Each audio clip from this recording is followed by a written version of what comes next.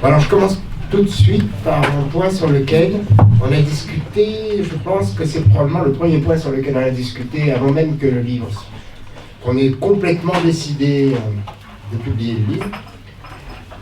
C'est le début, Fusil et Sartre, auquel tu t'en souviens, que tu voulais même à un moment donné prendre comme titre général du livre.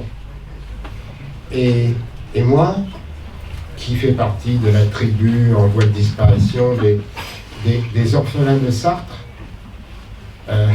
ça me faisait de la peine, ça me gênait, ça me paraissait problématique de prendre Sartre comme une sorte de concrétisation, de personnalisation de la mauvaise conscience blanche. Parce que c'est vrai que, bon, au moment de la création de l'État d'Israël, il a pris position, mais il faut se remettre dans... Je donne mes arguments. Il faut se remettre dans la situation, dans le contexte historique de cette époque où, vraiment, il y avait un consensus quasi général pour dire que ces réfugiés des camps de concentration, on ne pouvait pas les laisser errer de camp en camp dans toute l'Europe et qu'il fallait leur donner un territoire à eux. Donc ça, c'était vraiment très fort. Et puis à la fin de sa vie, bon, Sartre, c'est vrai, mais on peut dire, si on veut le défendre, qu'il était fatigué, qu'il était malade, qu'il était très mal entouré par Benny Lévy, par Claude Lanzmann, et qu'il s'est fait chambrer à cette époque pour devenir un vrai défenseur de l'État d'Israël. Mais que, d'abord, en l'opposant à Genet, ce qui est assez justifié, c'est un peu méconnaître quand même le lien qui unissait ces deux personnages. Parce que Sartre a énormément fait pour que le personnage Genet soit accepté après la guerre. Son livre Saint-Genet, comédien et martyr, gros livre, avec l'autorité qu'il avait à ce moment-là, ça a déblayé le terrain pour Genet. Bref, voilà. Mais bon, je pense que je me suis laissé convaincre et je crois qu'au fond tu as raison. Est-ce que tu peux développer un peu sur Sartre, comme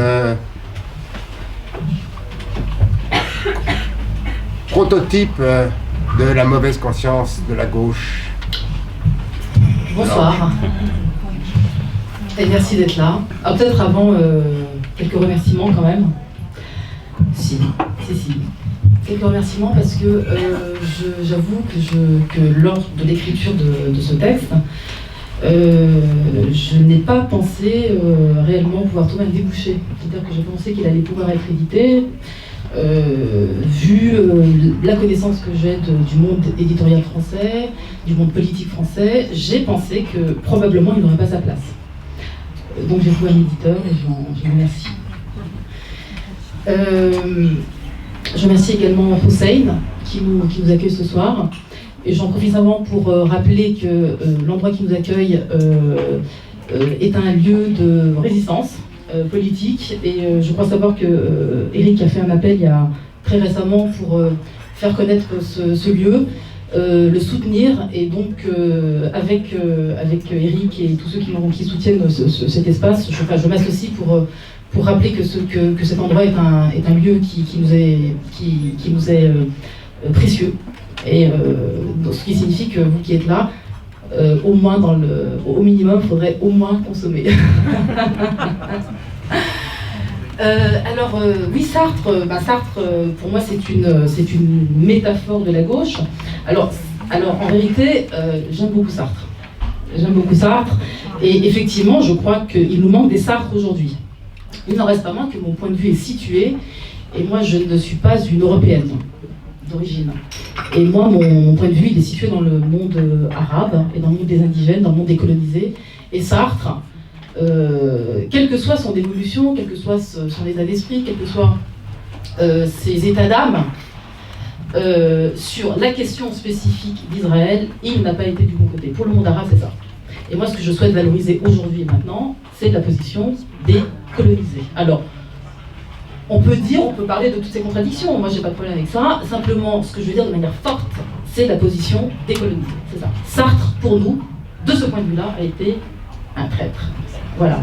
Et la question d'Israël dans ce livre n'est pas une question absolument fondamentale. Simplement que j'ai pris Sartre comme figure symbolique d'une dimension de la pensée française.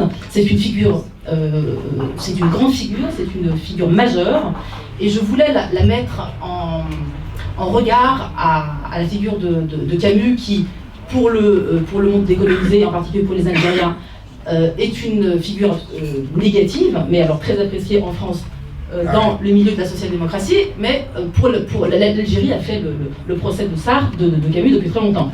Mais même ça, même la figure de Sartre continue d'être encore positive en France. Donc pour moi, il s'agissait déjà de poursuivre la condamnation algérienne de Camus, de dire notre problème avec Sartre et de valoriser celui qui, pour nous, est la figure positive de l'anticolonialisme. Donc en l'occurrence Jean Genet, dont par ailleurs il y aurait beaucoup à dire. En tout cas, moi ça me paraissait important de mettre en concurrence, en quelque sorte, ces trois grandes figures qui disent quelque chose de la pensée française, des idéologies françaises, des idéologies coloniales et anticoloniales, et qui disent à la fois l'existence d'une pensée coloniale, d'une pensée, alors en la figure de Camus, d'une pensée qui se cherche et qui ne se trouve pas chez Sartre, et dans une pensée qui se trouve, et qui est celle à laquelle nous on souhaite se rapprocher, mais qui est en plus une pensée française, donc une pensée blanche, ce qui signifie que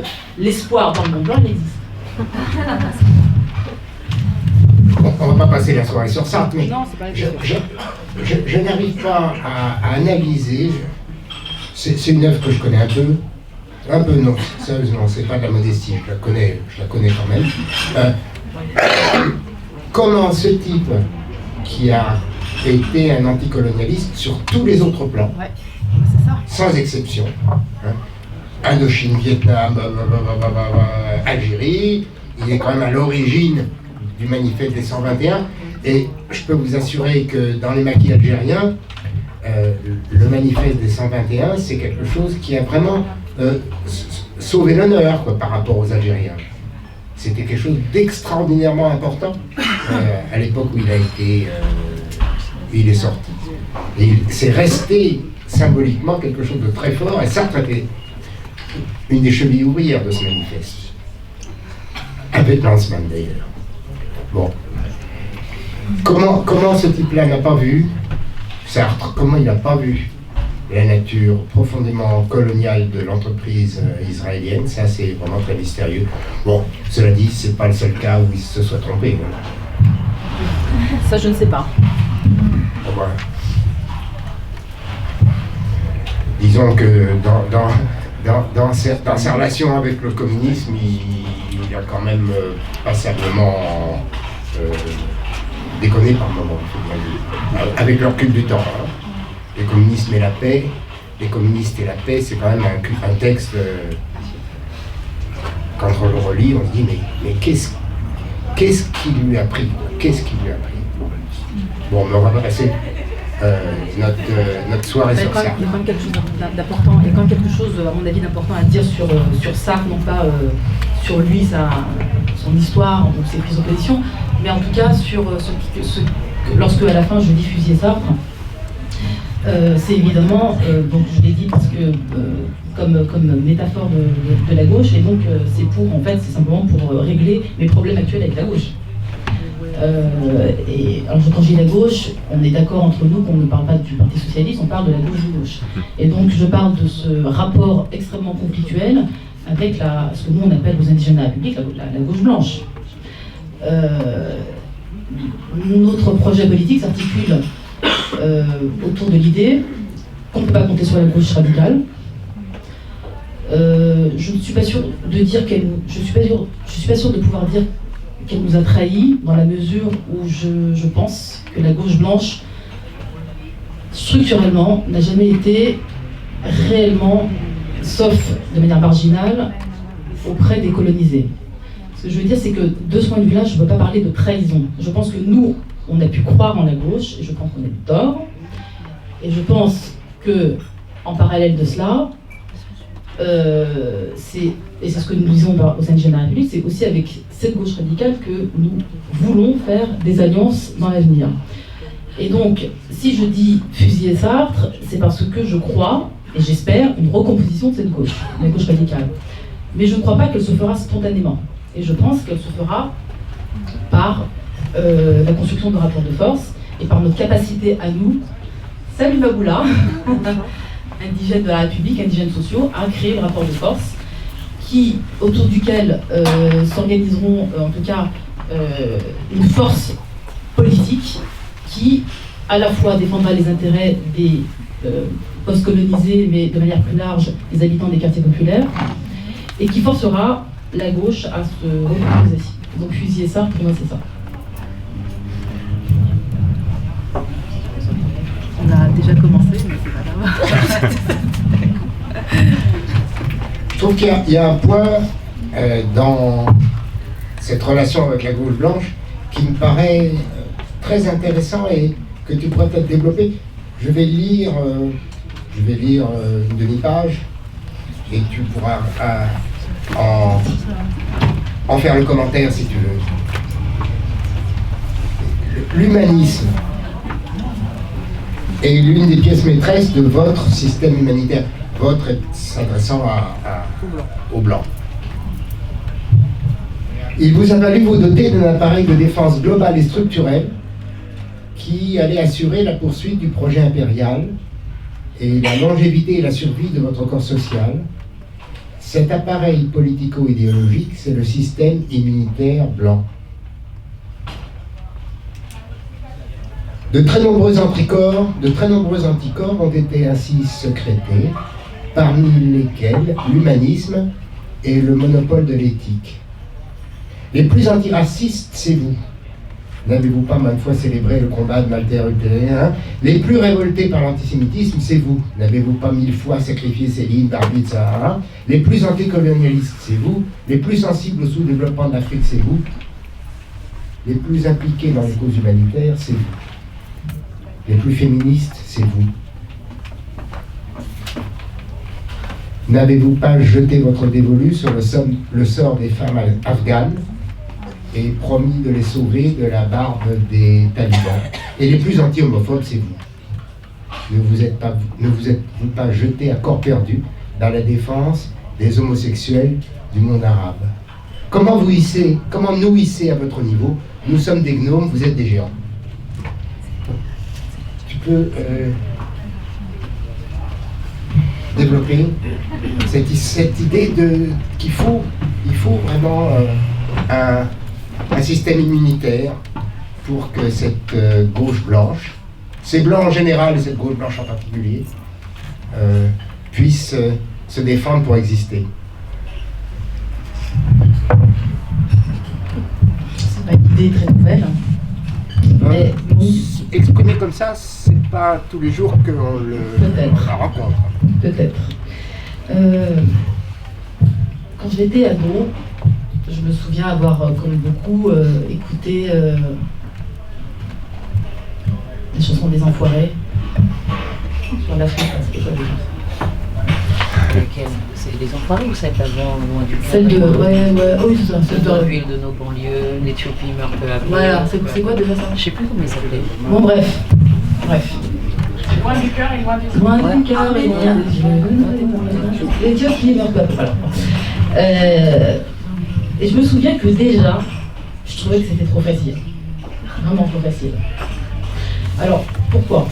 Parce que j'avais déjà petite une conscience adolescente, j'avais déjà une conscience d'indigène. Et pourquoi j'avais déjà une conscience d'indigène? Parce que j'avais un rapport à l'Algérie.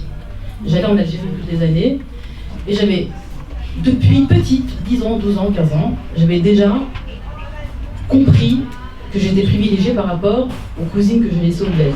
Alors j'ai un souvenir très précis d'une gamine de mon âge qui égorgeait un poulet. Et ça m'a horrifiée. Ça m'a horrifiée. Et moi j'étais l'équivalent d'une bobo. Alors je la vois, je suis vraiment horrifiée et je me dis, voilà ce à quoi j'ai échappé. Mais ça, j'ai 10 ans quand je me dis ça. Vous voyez ? Alors cette conscience-là, je ne sais pas pourquoi, mais je vous la traîne. Voilà. Je sais qu'il y a un grand différentiel entre moi, qui a eu la chance de venir en France, grâce à mon père, et ceux qu'on a laissés derrière nous. Et ce différentiel, il existe toujours, évidemment. Et puis alors, quand je voyais ces chanteurs, cette bonne conscience s'étaler à la télé, elle me dégoûtait profondément. Voilà.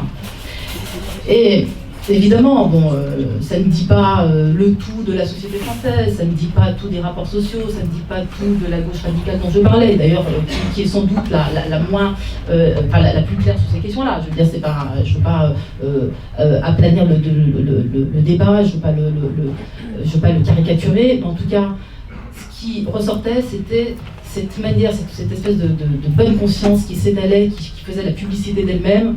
Moi, j'avais bien conscience des rapports nord-sud, et je me disais, voilà, c'est trop facile, c'est beaucoup trop facile, et ils s'en sortent en faisant la publicité de leur propre, d'eux-mêmes, de leur, voilà, ils sont chouettes, ils sont sympas, ils sont humanistes, ils ont, voilà, et ça, c'est quelque chose qui est en moi, bon, et que j'ai souhaité politiser à travers ce chapitre-là, voilà. Dire non, vous n'êtes pas ce que vous croyez être. Vous êtes des exploiteurs. Et je le suis avec vous. Point. Et ça, assumons-le tout simplement, c'est tout. Je veux dire, il ne s'agit pas de s'autoflageller, attention, parce que je déteste aussi l'autoflagellation que je trouve insupportable. Il ne s'agit pas de moi de me lever le matin et de dire je suis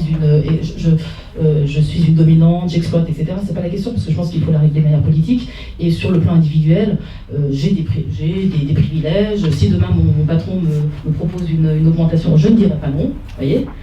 Mais pour autant, je pense qu'il s'agit aujourd'hui de passer aux choses sérieuses et de penser les systèmes et de faire de la politique et non pas de l'humanisme et de la morale.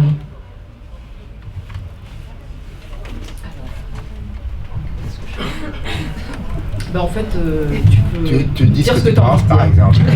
D'accord, bonsoir. Je m'excuse pour l'arrivée qui me paraît tardive, mais pour moi c'était 19h30. Non, mais donc j'étais très fière d'être pile à l'heure. Voilà. Donc on m'a invité à parler un peu du livre d'Horia, que je côtoie régulièrement, même si je ne suis pas membre des indigènes de la République, mais comme je le répète à chaque fois en public, les indigènes de la République ont la réputation sulfureuse et auquel il ne faut surtout pas s'associer. Voilà. Bon. Donc Horia m'a demandé gentiment de lire son livre et puis d'essayer de lui poser quelques questions, de parler de mon ressenti ou de mon analyse. Donc j'ai quelques questions, il y en a qui sont un peu formelles, mais Horia est assez grande pour se défendre. Donc voilà, moi, dans ce que j'ai compris du livre, c'était une sorte d'appel, une sorte de réveil, une sorte de prise de conscience comme si on pourrait dire que l'heure du choix est arrivée, l'heure d'un choix est arrivée. Donc l'une des questions que je me suis posée, c'était quel est ce choix ou quels sont ces choix qui te semblent apparents aujourd'hui en France en 2016. Je me suis aussi intéressée à la structure même du livre en disant qu'il y a, en décelant qu'il y avait comme une sorte de préface ou d'introduction qui est celle qui s'appelle Fusiller Sartre, en me disant ça commence en défouraillant, c'est-à-dire qu'on fusille quelqu'un. Pourquoi tu as choisi Sartre et qu'est-ce qu'il représente, même si tu en parles un peu dans ton livre, mais peut-être que on vient d'en parler. Voilà. Donc Sartre, ça y est, il est fusillé, il est mort. J'espère. J'espère l'avoir fusillé. En tout cas, tu l'as fusillé. Après, je ne sais pas si tu es assez puissante pour donner tout ce poids à cet acte, mais en tout cas, tu l'as fusillé. D'accord. Donc, une sorte d'introduction de préface, et ensuite, à la fin, une sorte de conclusion avec Allah Akbar, qui est un peu l'argument, la thèse que tu présentes. Mais entre, il y a 4 chapitres. Donc, vous les Blancs, vous les Juifs, nous les femmes, nous les indigènes.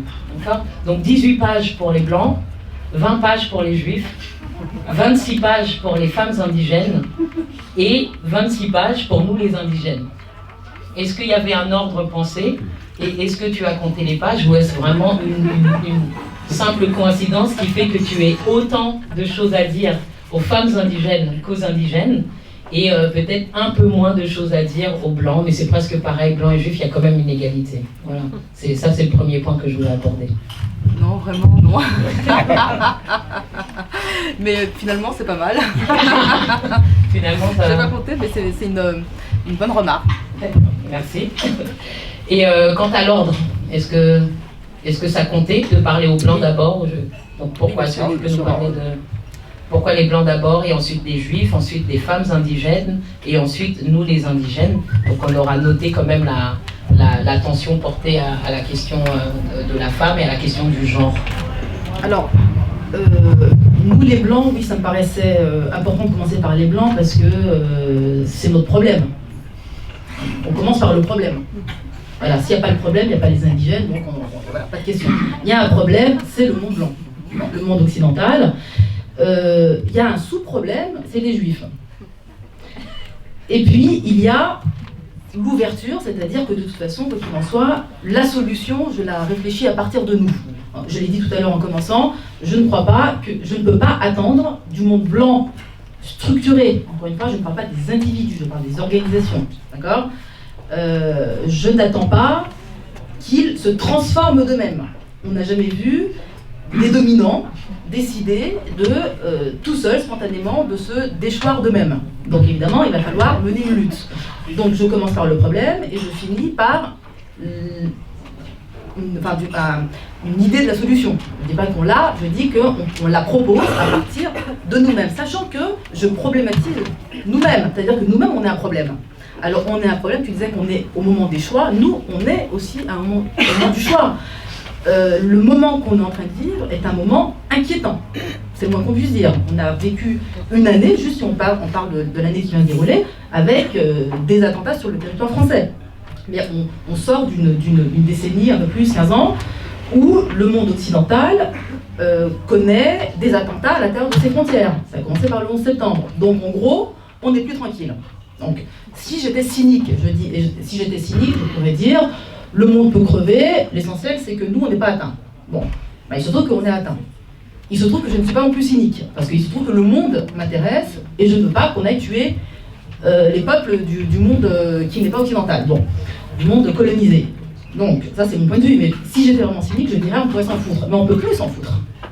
Donc l'heure des choix est arrivée, parce qu'effectivement on ne peut plus s'en foutre, et il se trouve que ceux qui commettent les attentats sont de ma race et de la tienne.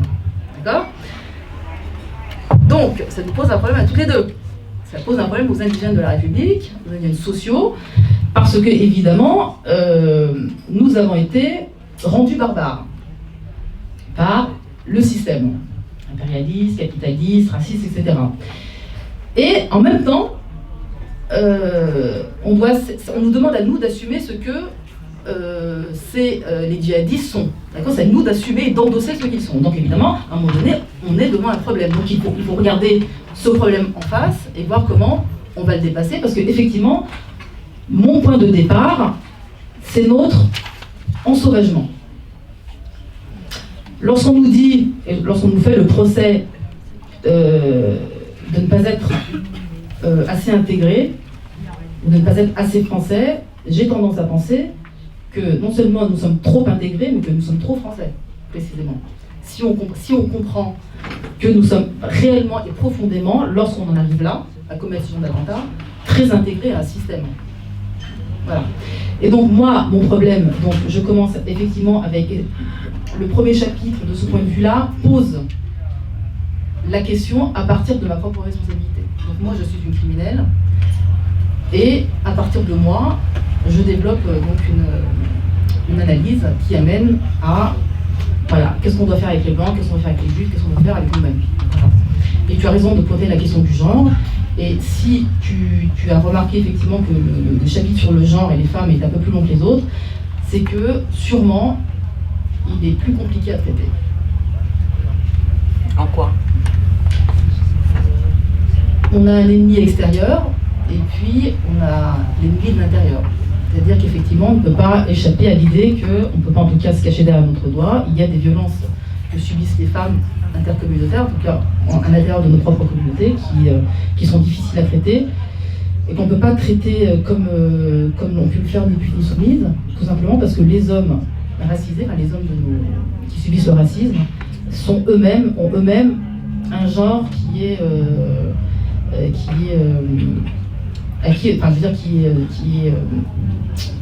subit la violence raciste. Parce que, justement, pour te citer à ce sujet, je te cite, hein, tu parles, quand tu parles justement des rapports hommes-femmes à l'intérieur de ces communautés, de nos communautés, tu dis, parce que c'est moins la réalité de la domination masculine qui pose problème que sa déshumanisation. Oui. Ouais. Tu peux nous parler de ça ? Bon, c'est pas très compliqué. C'est le fait que le sexisme des hommes de couleur n'est pas un sexisme qu'on veut expliquer socialement. C'est-à-dire qu'on l'essentialise. Donc on le déshumanise. Alors qu'en fait, il est parfaitement explicable. Je veux dire, on pourrait le regarder de manière tout à fait froide et rationnelle, considérer que les hommes sont sexistes parce qu'ils sont le produit d'un système patriarcal, tout simplement. Et on pourrait le dire de manière très froide aussi, par rapport aux hommes de nos communautés. Et on peut aussi rajouter le fait que parce qu'en plus il y a du racisme, ils développent un virilisme sans doute un peu plus accentué. On pourrait le dire de manière parfaitement rationnelle. Or, ce n'est pas comme ça que c'est dit. Et le fait que le sexisme de nos hommes soit déshumanisé, eh bien, ça nous pose, nous, un problème supérieur, qui est que si on s'attaque à eux, on est immédiatement les complices d'un système raciste. Donc, ça nous pose un problème, tout simplement, de réflexion sur nos rapports stratégiques avec les hommes. Donc, on ne peut pas être les complices du système raciste, et en même temps, on ne peut pas accepter la violence qui nous est faite par eux. Donc, voilà, ça pose problème. Qu'est-ce qui reste ? Cette troisième voie, ça serait quoi ? Elle est complexe. Elle n'est pas facile, et je ne crois pas avoir donné une solution en tant que telle. Je pose des préalables, je dis qu'on ne peut pas se faire les complices, mais qu'il y a sûrement des discussions et des débats de fond à avoir sur la masculinité. Et c'est pour ça que je cite beaucoup Baldwin, qui est un auteur que j'adore, qui a été extrêmement fin et qui avait déjà conscience de la déshumanisation des hommes noirs à travers leur sexualité, et qui comprenait parfaitement bien qu'on ne pouvait pas penser la sexualité des hommes et la violence des hommes noirs sans penser l'Occident. Et donc je suis en fait les intuitions et les pistes de Baldwin. Justement, si tu parles de Baldwin, par exemple, j'ai remarqué que dans les sources ou dans les gens que tu cites régulièrement ou dans les sources bibliographiques, il y a souvent Baldwin qui revient, il y a souvent Malcolm X, il y a souvent Genet, Jean Genet par exemple. Est-ce que c'est... pourquoi ces trois-là, par exemple, souvent, pourquoi ces trois-là sont récurrents, pourquoi cette période, elle est récurrente, comme si depuis, il n'y avait rien eu? C'est pas qu'il n'y a rien eu, c'est qu'on les oublie. Et moi, je pense qu'on ne doit pas les oublier. Je pense qu'ils nous sont très utiles. Je pense que ce sont nos héritages. Et je pense que ce n'est pas simplement mon héritage à toi et à moi. Je pense que ça doit être un héritage partagé ici en France. Je voudrais revenir un peu sur un point qui, dans ce livre, me paraît particulièrement juste. C'est le chapitre sur les Juifs. Parce que c'est quelque chose que j'avais toujours ressenti, qu'au fond, les Juifs n'étaient pas des Blancs, sans me le formuler clairement. Et là, j'ai toujours pensé que ce que j'ai vécu dans mon enfance reviendrait un jour. Si, à titre personnel, j'ai toujours senti que j'étais pas un blanc, c'est parce que pendant la guerre, j'étais obligé de me cacher. Les petits enfants qui étaient juste en face de l'autre côté du couloir sont partis en fumée. Donc, ça m'a D'ailleurs, ce sont des années marquantes, c'est ce que l'on dit pour la formation des gens. Donc ça m'a complètement inculqué le fait que je n'étais pas un blanc. Et au fond, je ne me l'étais pas véritablement formulé de façon aussi claire que c'est formulé là, qu'au fond, il y a pour les Juifs quelque chose vraiment à comprendre, c'est qu'à un moment donné, il faudra bien qu'ils renversent leurs alliances et, comme tu le dis très joliment à la fin de ce livre, qu'on sorte ensemble de notre ghetto. Je trouve ça tout à fait exact et tout à fait... Mais évidemment, ça, c'est pas dans la veille. Et je crois qu'aujourd'hui, je suis pas sûr que les Israéliens soient encore des Juifs.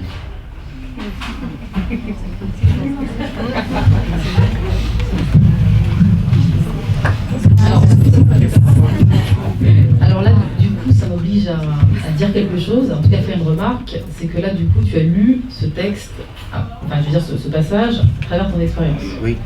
Moi, je l'ai écrit, sûrement pour les raisons que tu dis, mais d'abord par rapport à nous-mêmes, aux indigènes. C'est-à-dire que je vois et je constate que nos rapports se détériorent, avec les indigènes et les juifs. J'en vois les conséquences dramatiques. C'est moi qui suis abîmée dans ce rapport. Et il est hors de question, pour moi, qu'on s'abîme davantage. Donc évidemment, l'effort sera des deux côtés. Évidemment, c'est pour ça que je m'adresse aux Juifs. Hein. Il doit y avoir un effort réciproque. Je ne suis pas sûre que, effectivement, vu la progression en tout cas l'évolution des Juifs comme corps social depuis de révolutionnaires vers la droite, je ne suis pas sûre qu'un rétropédalage soit possible aujourd'hui. Je ne sais pas. Je pense qu'il y a des possibles. J'ai l'espoir que ça puisse se faire. J'ai un certain optimisme, pas complet, mais je dis que c'est une partie qui se joue à deux. De là où je suis, effectivement, je me suis toujours reconnue dans les Juifs. J'ai toujours compris, moi, que les Juifs n'étaient pas des Blancs, évidemment. Parce que je vois leur malaise. Et je vois ce malaise qui est le nôtre, précisément. C'est-à-dire qu'il y a vraiment une communauté d'expérience qui fait que je peux parfaitement bien comprendre pourquoi un Juif est sioniste, par exemple. Je peux comprendre. Super blanc. Super blanc. Ouais, mais plus blanc que blanc. Mais oui, mais ce que je veux dire, c'est que je comprends pourquoi un Juif est sioniste, parce que j'ai le sentiment, et je le dis j'en suis désolée, je pense que on pourrait nous offrir quelque chose qui soit équivalent au sionisme, nous, pour devenir plus blanc que blanc, et on ne le refuserait pas. Donc ce que je veux dire, c'est que c'est une évolution que je comprends, mais que pour autant, je trouve dramatique, et donc ce que je dis simplement, c'est que je comprends pourquoi un Juif est sioniste, je comprends pourquoi un Juif est révolutionnaire, je comprends pourquoi Zemmour est ultra-républicain. Je comprends pourquoi Zemmour aime la République française. Je comprends. Je sais pourquoi il y tient. Voilà, parce qu'il veut devenir blanc, il veut le rester. Voilà, il a peur de redevenir juif. Donc ça, je le comprends. D'accord ? Mais je le combats, évidemment. Voilà. Donc, c'est ça que j'ai essayé d'exprimer ici. Donc, à quoi ça sert, pour toi, de dire, une fois encore, je te cite, c'est pourquoi, je vous le dis en vous regardant droit dans les yeux, je n'irai pas à Auschwitz. Parce que c'est une soumission, c'est une injonction. Alors nous, et quand je dis nous, on organise des sorties scolaires dans les banlieues pour aller à Auschwitz, dans une concentration, mais à ma connaissance, personne ne s'interroge d'emmener les enfants de toutes les écoles pour visiter, visiter des lieux de commémoration de la traite négrière ou du 17 octobre 61 ou de la colonisation. C'est-à-dire qu'en fait, c'est nous soumettre aux idéologies coloniales, en fait, que moi j'appelle coloniales, c'est-à-dire qu'en fait, nous obliger à aller à Auschwitz, c'est nous faire endosser le crime blanc. Alors ça, il en est hors de question. Donc je n'irai pas à Auschwitz. Voilà. Alors je n'irai pas, mais évidemment, il y a toujours... je veux dire, c'est négociable. Il Il y a un très beau film qui remonte à une vingtaine d'années d'un metteur en scène qui s'appelle Emmanuel Franquiel. Ça s'appelait Voyage. Peut-être certains d'entre vous s'en souviennent. C'est une série de sketchs sur des rescapés d'Auschwitz ou de la Shoah en général. Et le premier sketch, c'est une femme qui n'a pas été elle, à Auschwitz, mais dont les parents, je me rappelle plus, mais enfin elle est tout à fait liée à cette histoire. Et ça se passe dans un autocar qui va à Auschwitz et elle discute avec les gens de l'autocar. Elle entend les discussions, elle ne discute pas, elle ne dit pas grand-chose. Elle entend les discussions et finalement, quand le car arrive à Auschwitz, elle n'y va pas, elle reste dedans.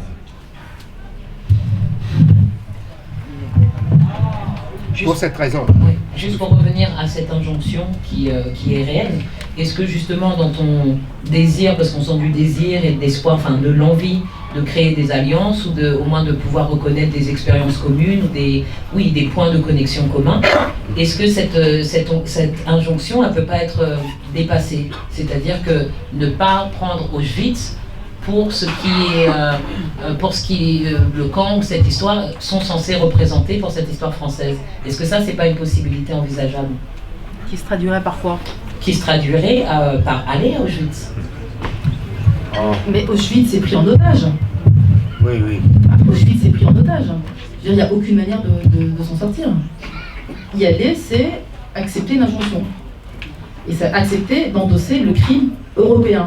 Et je trouve absolument dégueulasse, indécent, d'obliger des jeunes issus d'immigration postcoloniale qui ont leur histoire, qui ont leur douleur, qui ont ont hérité de l'histoire coloniale, mais on la sous-estime profondément. C'est la raison pour laquelle, bon, je connais bien le cas algérien, je veux dire.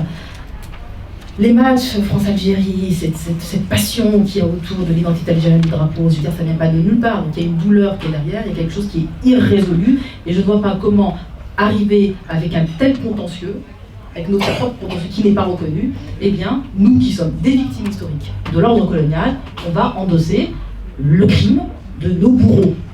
Non.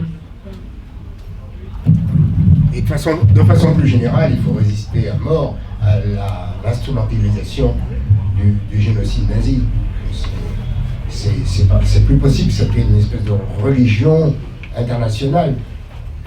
Il faut lutter contre ça par tous les moyens. Il faut démonter cette blague sinistre. C'est une blague sinistre dont je suis sûr que les Juifs feront les frais dans les années qui viennent. À coup sûr.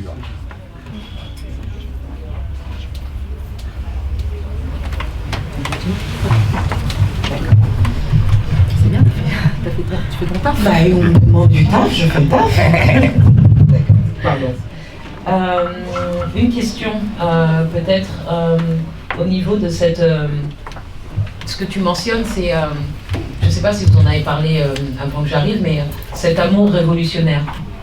Il y a cet amour révolutionnaire qui apparaît plusieurs fois, qui est discuté dans ton travail. Est-ce que tu pourrais nous définir? Parce que c'est ce que tu prônes, c'est ce que tu espères, c'est ce que tu offres, c'est ce qui pourrait résoudre peut-être les conversations, les alliances qui deviennent de plus en plus difficiles entre tous les groupes que tu mentionnes. C'est quoi concrètement l'amour révolutionnaire? Dans un langage très pragmatique et très politique, j'appelle ça la majorité décoloniale. Mais ça, il faut être pire pour savoir ce que c'est. Il faut nous avoir lu. C'est quoi la majorité coloniale? C'est la convergence. C'est la convergence politique, c'est une politique d'alliance entre les indigènes, les juifs décoloniaux et les blancs décoloniaux. D'accord? Ça, c'est le vocabulaire politique. Le vocabulaire poétique, c'est la politique de l'amour révolutionnaire. Donc, dans la formule politique de l'amour révolutionnaire, il y a politique, il y a amour et il y a révolution. Alors, amour, ceux qui me connaissent, ça fait un peu bizarre.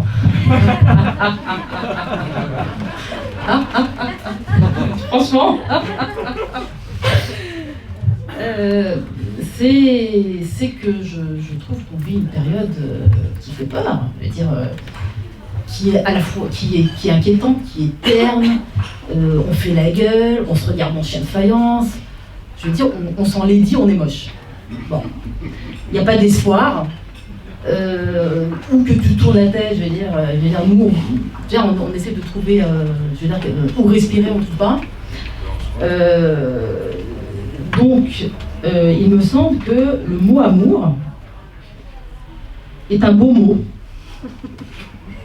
Je pense que c'est bien de remplacer cette grisaille par l'amour, par se dire que notre rencontre, elle est possible. Qu'on ne voit pas pourquoi le racisme serait quelque chose qu'on devrait considérer comme une réalité ad vitam aeternam. Je pense qu'on peut combattre politiquement le racisme. Donc on peut s'aimer. Bon, on peut s'aimer, mais on peut s'aimer, c'est-à-dire qu'on peut vivre ensemble, on peut exister ensemble, on peut s'apprécier, enfin bref, on n'est pas obligé de se faire la guerre, et la guerre n'est pas inéluctable. Or, tous les jours, on construit la guerre. Donc l'alternative à la guerre, pourquoi ce ne serait pas l'amour? Voilà. Donc, je propose l'amour. Révolutionnaire. Révolutionnaire. Parce que ça va demander des sacrifices. Lesquels? Et des sacrifices de qui? Des Blancs. Les Blancs vont devoir se sacrifier. Je ne suis pas sûre qu'ils acceptent, parce qu'ils ont trop à perdre. D'accord? Mais on est à un moment, encore une fois, on revient au contexte policier dans lequel on est, qui est que les attentats sont chez nous. Alors, on ne va plus vivre tranquillement, on ne va plus vivre en paix. Donc la question c'est, est-ce qu'on veut la paix ou on ne veut pas la paix? Si on veut la paix, quelles sont les conditions de la paix? Alors, il y a ceux qui disent qu'il ne faut pas la guerre à l'islam. Je ne crois pas que ce soit la bonne solution. Ou aux musulmans, je ne crois pas que ce soit la bonne solution. Je crois qu'une condition de la paix, c'est cesser les guerres impérialistes. C'est mettre fin à la France-Afrique. C'est mettre fin à ce système barbare qui s'appelle, comment on appelle, la contre-révolution coloniale. C'est les rapports Nord-Sud, c'est les rapports de domination qui avilissent une grande partie de l'humanité. Et on ne peut pas continuer comme ça. Donc, révolution, ça signifie mettre fin à la centralité de l'Occident. Je veux dire, être blanc, c'est tellement de privilèges, tant politiques, économiques que symboliques, que se défaire de cela, je veux dire, on va devoir lutter pour ça. Nous, on va devoir lutter, c'est pas possible. C'est-à-dire que si nous, toi et moi, on veut l'égalité réelle, c'est-à-dire une égale dignité, je parle même pas d'égalité, mais en tout cas une égale dignité dans notre humanité, ça veut dire que les Blancs doivent redescendre, c'est tout. Et redescendre, les Blancs, personne ne sait, ni toi, ni moi, ni les Blancs ne savent ce que c'est un monde sans domination blanche. On ne sait pas ce que c'est une inconnue en fait. Ça fait 400 ans que c'est comme ça. Donc on ne connaît pas ce monde-là. On l'a su. L'humanité l'a su. L'humanité l'a su. Mais ça fait 400 ans qu'on ne le sait plus. Donc ça fait 400 ans qu'on ne sait pas ce que c'est qu'un monde où les Blancs ne dominent pas, où les Blancs sont des êtres humains comme les autres. On ne sait pas ce que c'est. On ne sait pas ce que c'est. Donc ça veut dire qu'on va nécessairement vers une inconnue. Est-ce que, en t'entendant, je me dis que les marxistes de la salle... Il y a des marxistes dans la salle? Non, dans ma bouche, marxiste n'est pas une insulte, excusez-moi. Les marxistes de la salle doivent pas être si convaincus parce que pour eux, privilège des Blancs, c'est quelque chose qui ne veut pas dire grand-chose. Et privilège des Blancs égale domination capitaliste. C'est presque une équation, enfin c'est presque, je sais plus comment, une identité. C'est presque la même chose. Et moi, en ce qui me concerne, je pense que la notion de blanc, de blanchitude, que les indigènes de la République ont eu le mérite de faire accepter, hein, La même réunion il y a 10 ans, si on avait dit blanc, Ça hurlait dans la salle. les gens cassaient le mobilier. Hossein aurait été très mécontent. Aujourd'hui, grâce aux indigènes de la République, grâce à Ouria, on peut dire les blancs, on comprend, tout le monde comprend qu'il ne s'agit pas de couleur de peau, mais d'une race qu'on peut tout à fait décider de quitter. On est tout à fait libre de quitter, on est tout à fait libre de devenir pas blanc. Peut-être que tu peux nous parler un peu des perdants que tu mentionnes. Tu dis nous sommes les perdants. Donc c'est quels perdants? Les perdants de l'histoire, les perdants aujourd'hui? Quelle est la, je sais pas, la place des perdants, la beauté de ces perdants, la force ou la puissance des perdants dont tu parles? Oui, je dis nous sommes des perdants, nous les indigènes, mais c'est vraiment un truc très personnel. Je veux dire, on n'est vraiment pas du tout obligé d'être d'accord avec ça. C'est parce que j'ai pas envie...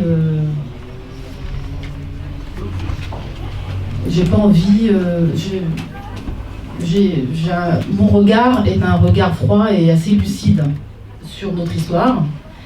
Quand on vient de l'histoire coloniale et quand on vient de l'histoire de l'immigration, on a une histoire dure.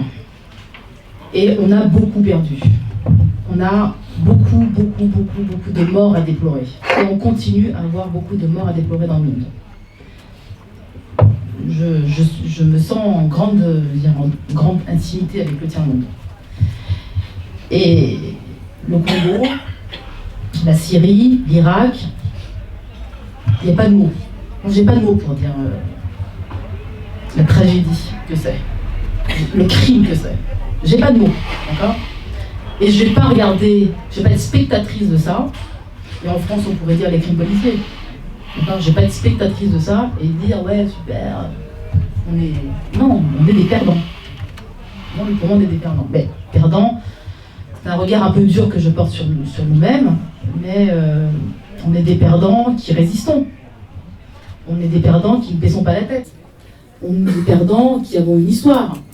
On est des perdants qui, en plus, sommes aussi une lueur d'espoir pour la société. Moi, je pense que s'il y a un espoir, il est aujourd'hui en banlieue. Pour moi, c'est là qu'il est. S'il y a un espoir, il est là, il n'est pas ailleurs. C'est avec la banlieue qu'il faudra faire. Soit on l'abandonne, soit on est avec. Nous, on est avec. Pour moi, c'est là-bas que ça se passe.